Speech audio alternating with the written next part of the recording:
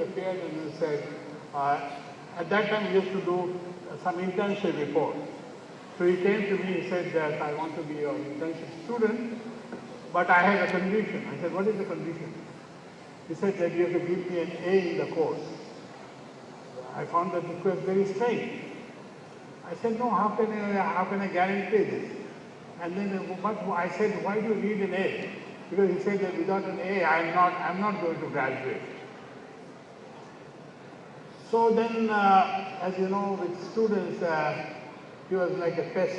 So whenever I go to the elevator or I go to the canteen, he would find me there. And then in the process, I came to know a little bit about him. I found out that he has a creative mind, and also his computer skills are great. So anyway, I accepted him as my internship student. But then with my help, assistance, he graduated. And then he kept in touch with me. He went to a not too good Canadian university with his poor CGPA. He went there. And then he applied for a job at Google. And then he kept in touch. He said, sir, I moved from the first round to the second round to the third round. So, and then he told me, sir, I got the job. I said, how do you do it, you know? I was very, very surprised with his CGP and all that. So he said that, I said, what was the task you were given or what was the interview like? He said, I was given an app and then I was asked to write a program behind the app. Okay, I said, so that's fair enough, he did that. But on top of that, he said that this is not a smart way of doing this app. This can be done in a much simpler way. And you know, he was hired 3 steps above where the post he has applied for. So please, so remember this. And also the other challenge that you have is, not only that, the influx of alternative education pathways, such as coding boot camp and specialized certifications have leveled the playing field. Employers increasingly recognize the value of non-traditional credentials, challenging top drawer qualifications from even Harvard and other Ivy League.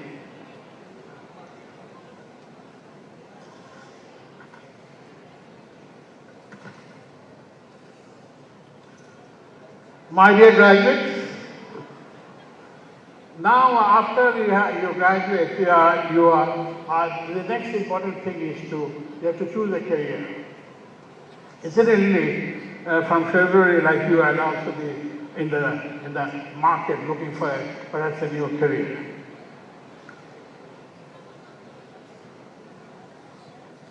You see, now when we graduated, life was plain vanilla. So, apply for a job, being interviewed for a job and then getting selected job, and I selected civil service and got into it. But now you have many more options. And then the option that I would like to point to you is that please do consider politics as a career.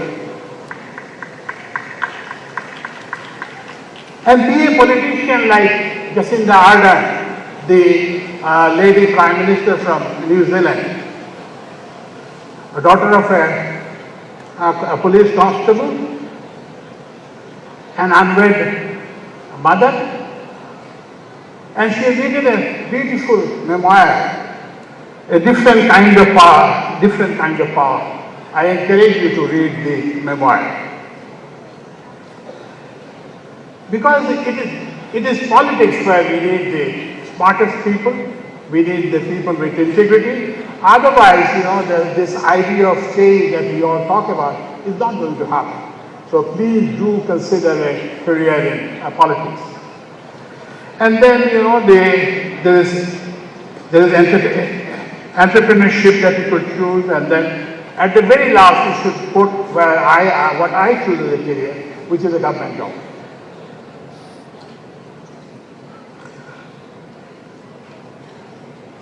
My dear graduates, you see, in our materialistic civilization, it's all about wealth creation. We are all after creating wealth for ourselves. We are out to create wealth for our families. We are out to create wealth for our nation. But remember that wealth could be created in two ways. Actually, three ways. One is through production and innovation. The other is through rent-seeking and corruption. I would like to emphasize this. I want you to be wealthy. I want you to have tons of wealth. But please acquire the wealth through production and entrepreneurship, like Steve Jobs, the innovator of Microsoft, Steve Bezos, and the like. Don't choose the path of rent-seeking and corruption. Unfortunately, Nassim will object to it. Nassim sitting in front will object to me. Most of these businessmen, I will not include Syed Manzoor Ilahi, Nassim's dad in that category, or Samson Chaudhary in that category. But most of our robber barons are wealthy because they don't pay their debt to the bank, they don't pay their taxes, and they don't pay their gas bills and electricity bills.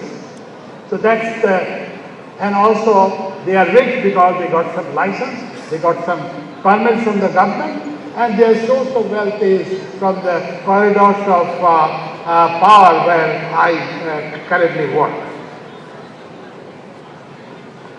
Now I will say a few words to our faculty members. Dear faculty members, excellence is the buzzword that we hear everywhere. But where is excellence?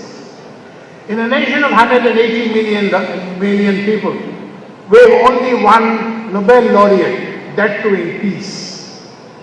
We do not have a Nobel laureate in any of the science subjects like medicine, physics, chemistry, nor even in literature or in economics. I was the other week, I think the week before this one, I was at Dhaka University and the Vice Chancellor was there. I asked the very brightest student there, I asked how many of you aspire to win a Nobel Prize someday? Not a single hand was raised. Please, faculty members, I request you to kindle that ambition in our students. They should not be complacent with a job, with a with a business or something. Please do kindle that ambition in our students. Finally, my dear, dear parents, your sacrifice has brought your children to this proud moment. But please do not think that your responsibilities are over. Remember the German proverb which says that the older children, the bigger is the problem. So please do keep an eye on them. Please continue to shower your guidance on them. My dear graduate, finally, I fondly remember the founder of this university, Sir Fazl Hussain Abid, with deep respect. He believed that only quality education can truly transform society. He has shown us with examples that when a great idea is guided by humility and knowledge, it can change lives of millions of people around the world. Now it is responsibility to what you call the torch that we passed on to all of us and to you, and then take this nation and the world forward. Thank you very much.